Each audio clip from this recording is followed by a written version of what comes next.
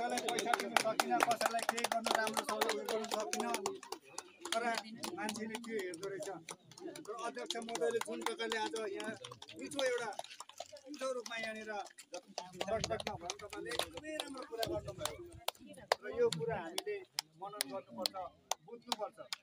किन भन्दाखेरि भोलिको दिनमा हाम्रो यो बनिएला के अरे सुनको एउटा यो हाम्रो मान्छे बनिएला, त्यति बेला हाम्रो यो जमिनै छैन।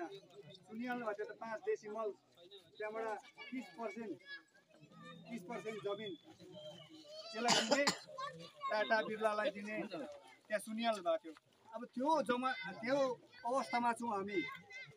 यहाँनिर त्यो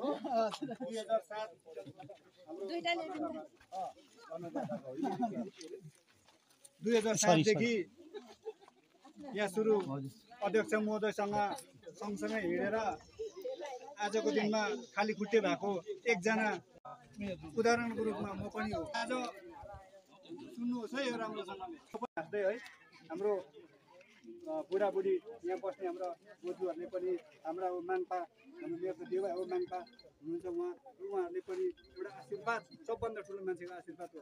र त्यसले गर्दाखेरि यो समयको कमीले गर्दाखेरि म बेसी कुरालाई अब लम्बाउन चाहदिनँ र मलाई आशा छ र हाम्रो राईहरूको एकाइले र चुङचुलुङ माङखिङको जुन चाहिँ हाम्रो कृपाले गर्दाखेरि यसलाई हामी चाँडै एउटा